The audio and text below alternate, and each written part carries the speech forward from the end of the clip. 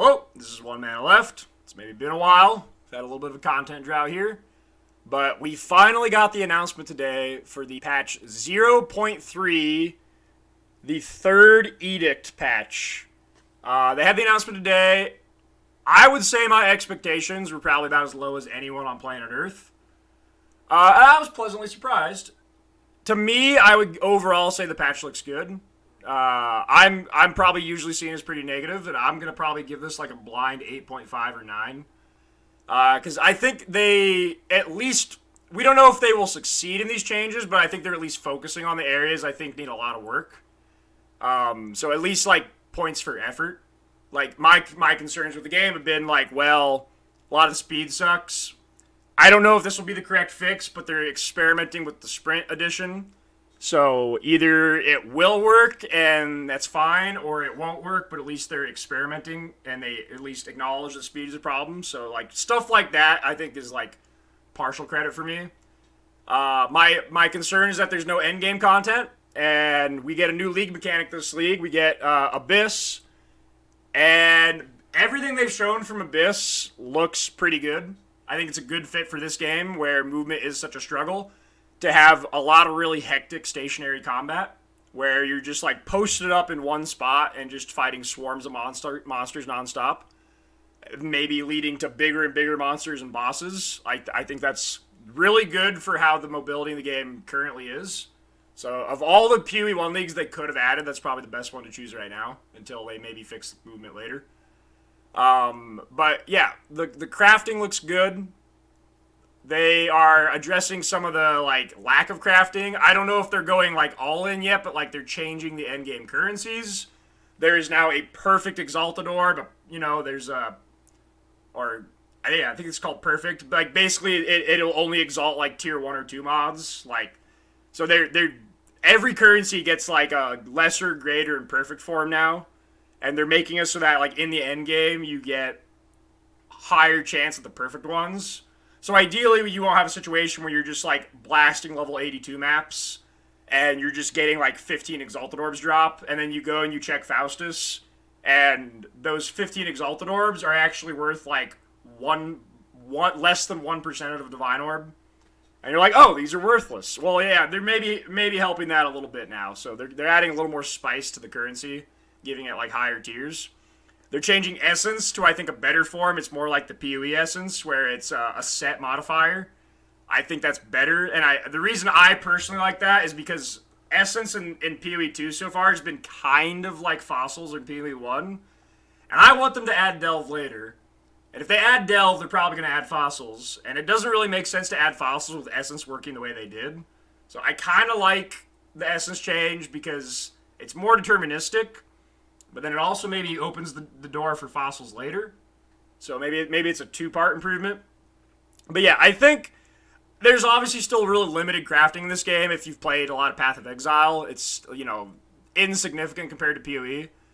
But it's improving, I would say, from the looks of what we've seen in the demo and the patch notes. So I'm open-minded to try. Aside from the league mechanic, they did at least seem to put more of a focus on endgame. I think a lot of people are going to see this announcement as a failure. And one of the main reasons for the more casual players probably is that there's no new class. So if people were waiting for like Druid, I think a lot of people were expecting Druid. I saw like a talkative try short of like playing 2 like logo clips side by side. And both of them had a bear roar, but like one was from a year ago and one was from like a week ago. And they you know, just trying to see if it sounded different to like prove that bears are coming. It was like the full like, you know, schizo meme of like, here's how Druid, a lot of the community wanted Druid, and there is no new class, which once again I think amongst casual players will be seen as a negative. But I think for maybe more like-minded players to me that focus on endgame, I think this is great news because like adding a new class and new weapon type is a lot of dev hours because you have to add animations for everything. And imagine adding animations for like a human form and like a stupid furry form. Like you have to make animations for all that. And then like, you know, you get a new weapon type and you get a new lightning spear scenario where it's like, oh, everyone's playing druid. Oh, there's lightning claw and it's the best skill by far. Oh, look, lightning claw is 60% play rate, and then they refuse to nerf that skill because it's 60% play rate. Oh, everyone left. Like, I think not having a new class is actually good. I think we'll avoid another lightning spear scenario, and I think it's probably diverted a lot of dev hours onto trying to focus on endgame. So I don't really care if there's 3 classes in this game or 25. I just want the core game to be good. So as someone that doesn't reroll constantly and just tries to focus on one fun character per league, I don't care a bit about the druid.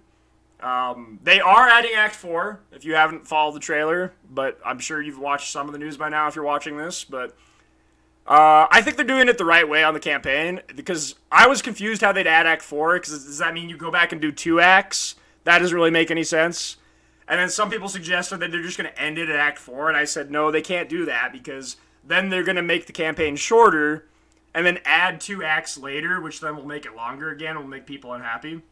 But I think they're doing it the right way, because they basically added like a short version of Act 1, 2, and 3 that are 6 zones each. So I think they'll probably take only about half as long as a normal act.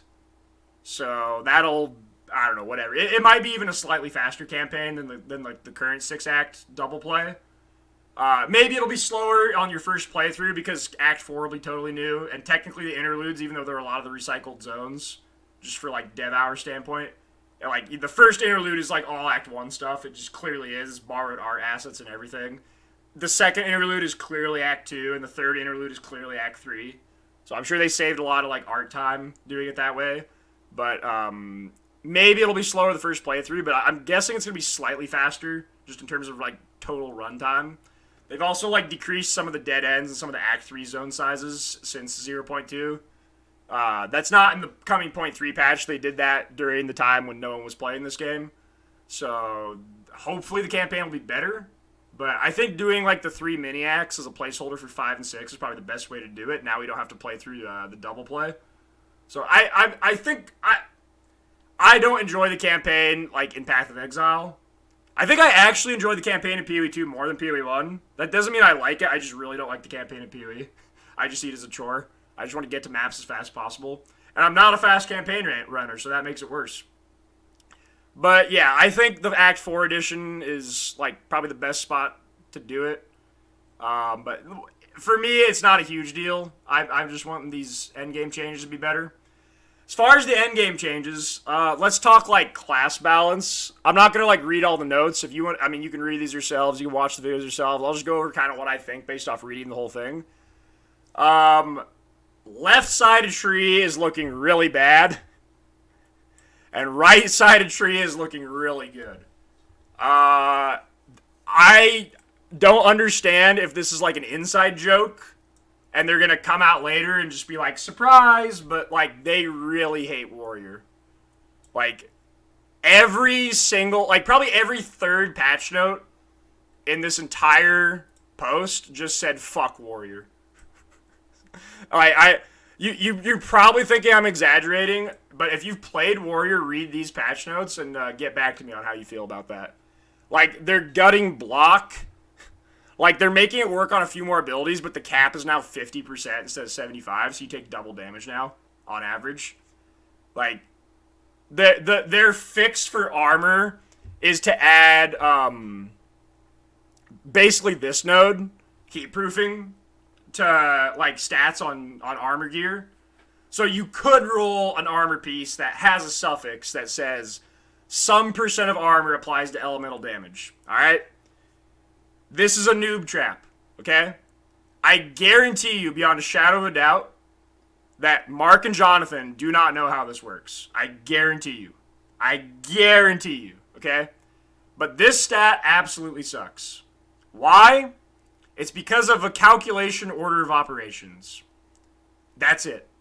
If it was a different position in the armor formula, this would be like the greatest stat ever. Because if you've played Path of Exile, you know that this is such a powerful stat. Like, Transcendence is insane. It's the most insane shit ever in PoE. And, like, even the old Juggernaut node was 8% of armor applies to elemental, and that was really good. 8% was good. Why does this suck? Because for whatever reason in this game, in the order of calculations, armor applying to elemental damage applies to the raw hit value before resistances, and then follows the normal armor formula. So if I have a character with 90 if I like my blacksmith has 90 all res, right? So like this is like your poster child for like buffing warrior, right? I played this character for like 3 or 4 days. I was like, I'm not really pushing for it, but I got to like 3 or 400th on the like leveling ladder. And this character has 90 all res. If something hits me for 1,000 physical damage, the armor formula will calculate based off 1/10 of my armor, and then divide versus that physical damage hit. So if I had 20k armor, it would take 2,000 versus a 1,000 phys hit, and reduce it by 67%. For me to take 1,000 fire damage on this character, I need to take 10,000 fire damage. So when I'm fighting bosses, like let's say I go to a Citadel and fight Doriani, and he does like some lightning attack and it hits me for 500. That hit did 5,000 damage. And then resistance was applied. This is not a good stat. Because that new stat applies before resistances. So that 10k hit that hits me for 1,000, like, let's say I have 20,000 armor, which is a very high amount. Like, you can get more than that with, like, Shard Scavenger, which they just nerfed. Once again, they hate Warrior. But with pre-nerf Shard Scavenger, you can get to, like, 30k. But let's even assume I have 20k armor. I don't. This character only has 3,600, because why not? But let's say I had 20,000. That 10k hit, if I had heat proofing, how good is this stat? So 25% of 10k is only 5k, and then it's 1/10 of that. So the actual damage mitigation is 20,000 divided by 20,500 times 20,000. So then resistance, or excuse me, 10,000. My bad. So if I took a 10k fire hit from a hit that hits me for 1k, I know this is gonna sound like a bunch of numbers. If you hate math, just skip 30 seconds ahead. But if you actually want the explanation for why this stat sucks, it'd just be 10,000 divided by 10,500. And then that means I take 9,523 damage. Then resistance is applied. So that hit that hits me for 1,000 damage, if I had 20k armor with heat proofing, it would mitigate the hit by 48 damage. 4.8%. With 20,000 armor, which is 6 times as much as this character has. It is such a terrible stat just because of the order of calculation. If it worked like Path of Exile and it applied after resistance, because of how the armor formula works with being a better percentage against small hits, this stat would be insane, and I would think that like a blacksmith would be unkillable. But because of this order, this stat is dead on arrival. It's unfortunate too because it's just such a noob trap. Because people are gonna look at that and be like, "Yeah, that sounds good." It's not. I got bad news for you, Junior. It's not. But people are going to find that out the hard way, unfortunately. On the flip side of this, right side's looking really good because they're adding a new defensive stat called Deflection. They claimed that Evasion was the worst defense. That was kind of funny. And they thought that Evasion needed more help. So they're giving them something that's like a better version of Spell Suppression in PoE. Because it applies to all damage, and you can get 100%. And it basically converts your evasion rating to an extra stat. So you don't even need to build another stat. It's not like suppression where you need to get evasion, and then you need to get suppression to 100 as well. It actually gives you deflection based on how much evasion you have. So if you're already going all in on evasion anyways to get like 95%, this stat will pretty much give you 100 deflection for free. and it gives a baseline of 40% damage reduction to all hits. Doesn't work on dots to my knowledge. But with like Ellie Leech being uncapped, you could probably not worry about that anyways. But this is also scalable higher. They've shown a chest rune that can make this number higher. I'm kind of guessing that you'll be able to get a few sources of it on the talent tree. Just like in PoE, you can get like Inveterate or the Suppress Mastery to get like 3%, 3%, and then Trickster can get 10. I think we've already seen you get at least 46. I'm guessing there's probably a couple other scattered sources of it. So a big evasion character, this is probably going to be like a 50, 55 damage reduction if they build it correctly. And I think it's such valuable defense that like there'd be no reason not to for like an actual like properly geared character.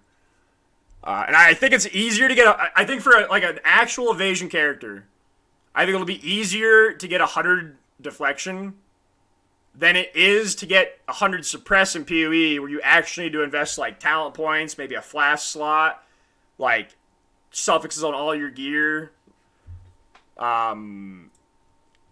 Based off the numbers I've seen, we don't know the formula for sure, but it seems like either 2 wheels, like on my current evasion character, it seems like either 2 passive tree wheels, or maybe 1 single gear roll. Oh, don't delete. 1 single gear roll. Oh, did the league end? Wait, what? Oh, hit create. Okay, ignore that. Never mind. Like, 1 gear roll and 1 wheel would probably get me to 100% based off like my assumed number. I'm guessing it's going to take around 20k deflection to get 100% just based off the tooltip they showed in the demo video. But like this character has 62.5k evasion. So if I had 30%, which is just 5 talent points, or like 2 gear rolls, or a combination of the two, I would be 100% deflection. So I would just have 40 DR, and then that is scalable maybe slightly higher to like maybe 45 to 55. So basically, evasion characters are going to be twice as tanky next league. Just for no reason. Like, just actually twice as tanky. So, yeah, I think it's honestly a little uncalled for, but this is probably going to be a bow league. You're going to see a lot of Dex characters, a lot of evasion characters. They're just, like, a little too strong, I think. You might see a lot of hybrid play with ES bases. Because, like, there's nothing stopping you from getting 10k energy shield and also having deflection with hybrid bases, like a monk. So I think we'll see a little bit of, like, hybrid evasion ES play. But, man, armor is in the dumps unless you're a brand new player that doesn't know how the formula works and you think it's good. And, like, evasion's looking, like, undeservedly strong. So I'm going to go that route because, you know, I'm going to try to do whatever I think's the best. I think casters overall are maybe still better looking than warrior because, man, they really hate warrior if you read these patch notes. But they buffed Archmage back by 33%. I don't think it's enough because there's just not enough, like, sources of mana stacking right now. I think you'd really struggle to break, like, 5k without completely unreasonable gear. So I don't think Archmage is back. I think if you're going to play a caster this league, I think Demon Form is the play on Infernalist. Because they're taking away the +6 gem levels that you get on the Demon Form. But you get weapons now. So you can get like a +5 weapon with a socket for +6. And you could corrupt it for like +7. Not corrupt the +1 gem, just corrupt a second socket, which is 33%. And then you get 5 other explicit weapon stats that all give you more damage. You can roll like damages extra lightning, cast speed, 100% lightning damage, whatever. Like, the actual damage in this game you get from a weapon is so much higher than like Path of Exile. You can triple your damage from a good weapon in this game.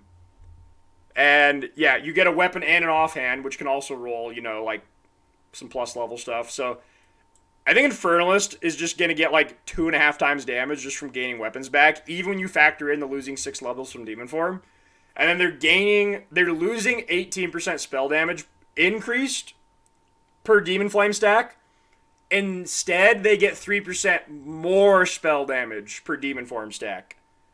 That means it's break even at 500% increased damage. And because there's no like percent life and stuff on the tree in Path of Exile 2, and every single point is just like +5 Paragon, +5 Paragon, +5 Paragon, 12% more damage, 12% more damage, 12% more damage.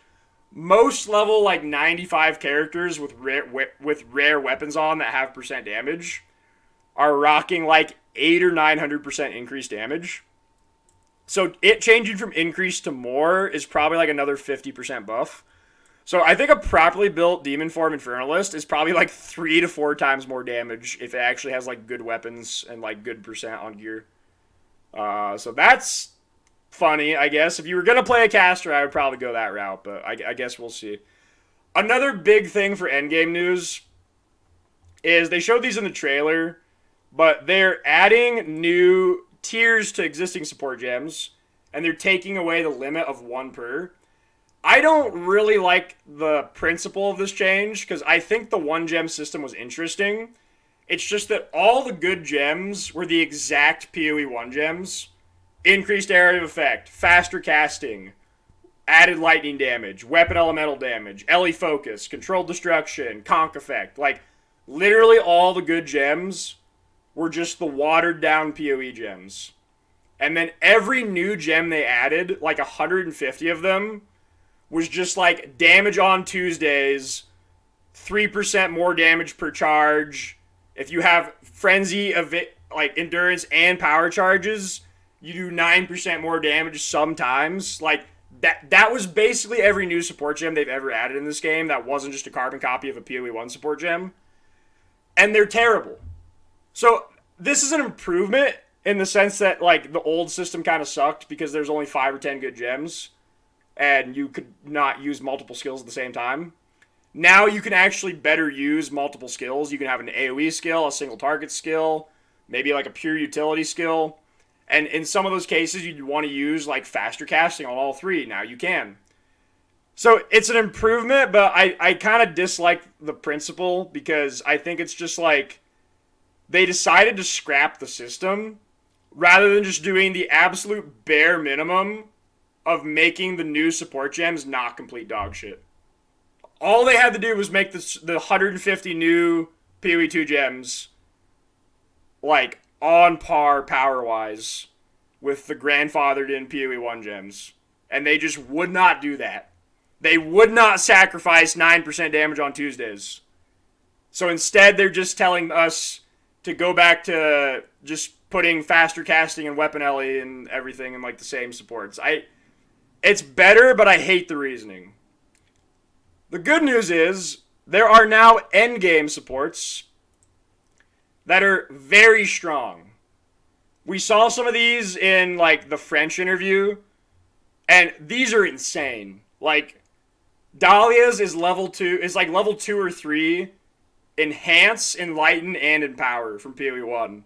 All in the same support gem. It's +1 skills, +10 quality, 90% cost and reservation multiplier. That's just the most generically good support ever. Oh wait, never mind. There's Rakiata's Flow. This gem is going to be like 100 divines, I'm sure. But like, it just gives you LE invert. Like, that's it. That's it. You know how this was a mastery in PoE? And it was 25%? And that was too OP? So they had to nerf it to 15? And at 15, people still take it? Yeah, this gem just gives you 100% invert. No downside. That's it. No monsters in this game have negative res. Most bosses have 50 or 75 res. There's map mods with mod effect that can give 75 res to everything in the map. You have to invest a little bit into pen, or like curses to lower, or exposure. Ignore all of that. If you socket like this gem into an elemental skill, you just have inverted res. You don't need anything. Like, some of these are like kind of weak, but some of them are just so insanely powerful. I like that. I don't care if that gem's 200 divines. I'm going to farm it because it's insane. And like that's something that they really struggle with in point 2 is there's no chase items. They did add the new unique charms, and like 2 of them were really good. The Wisp Spirit one and like the Onslaught one were good. So those were like good new chase items. But in the same patch, they gutted all the existing chase items. Like they gutted Ingenuity, the Mana Flask, Adorned, like all like Mox Waddles, all the .1 chase uniques got just taken out behind the shed. And then they added like 2 unique charms that were kind of cool. I like this because I like chase items. And it's good power. It can change completely how skills play. It could maybe enable completely new builds. It's a lot of interesting stuff to design around. And some of them are going to be absurdly hard to get, so it'll give something to grind for. And like some people might view it as a negative, but I view it as a positive because I like having chase items in the game. Like feeling like you're fully geared in 4 days does not feel fun. Being 2 weeks in and still having chase items feels really good. So I think the lineage gem system is a huge win. If you told me you get druid or lineage gems, no contest. This adds so much more to the game. We'll get druid later. So yeah, the whole gem system, I think with the one exception of the reasoning of just refusing to buff the PoE 2 supports being stupid. Other than that, all the gem changes seem really good. The last bit of news, I think, is possibly the most significant piece of news. And I don't even know where it is. I didn't believe it at first.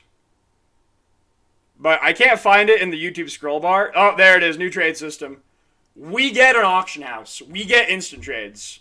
No more whispering 30 people for an item that don't trade.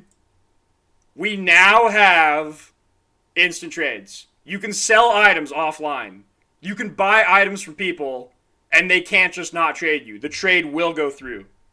You can buy items from people who are offline.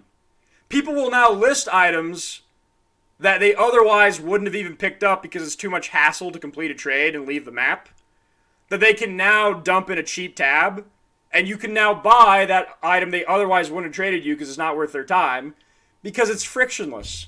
It'll take a little bit of gold, but like PoE 2 doesn't even have a gold sink. Like my last character I played has like 45 million gold and I have nothing to spend on.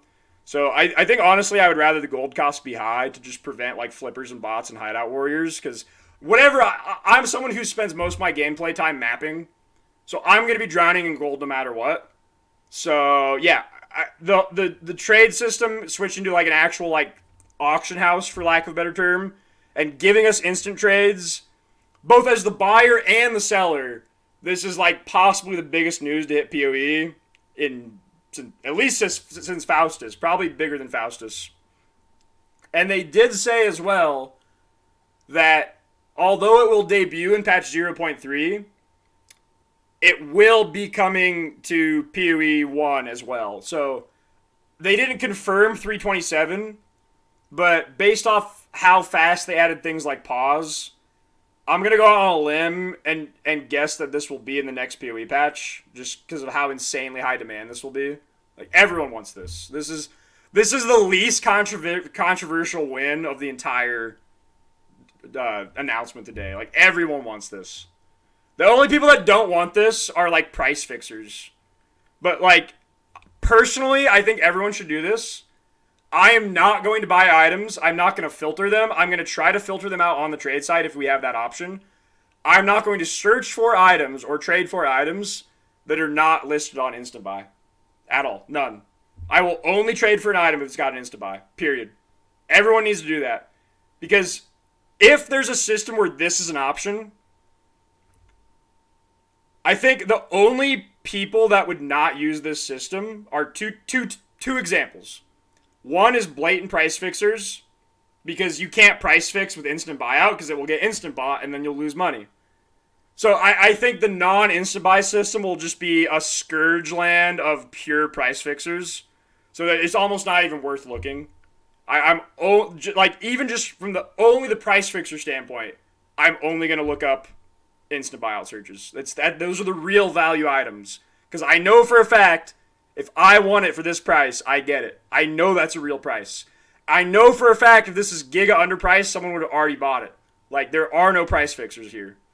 So I think everyone should just, as a community, only use this system. The other exception would be, like, mirror items. But, like, you can't price fix a mirror item. So that's an obscure, like, if you're looking to buy a mirror item specifically, and you know what you're looking for, you understand that when you see the item listed for a mirror, that you're getting a copy, and there's a fee. Like, that's a extreme outlier. But yeah, this is a huge win for the game. I look forward to it, hopefully making the PoE 2 experience much better. And certainly coming to PoE 1 to make that experience even better in the future. So if you don't play PoE 2 at all, and you care about nothing else and you're a PoE 1 only player, this is still like bigger news than probably most league announcements for the state of the game. That's it for my summary and my thoughts. I'll,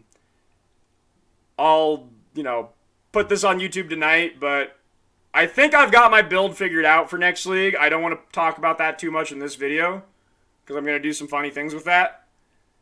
But I really lucked out on the patch notes, basically like 10 times buffing my planned character.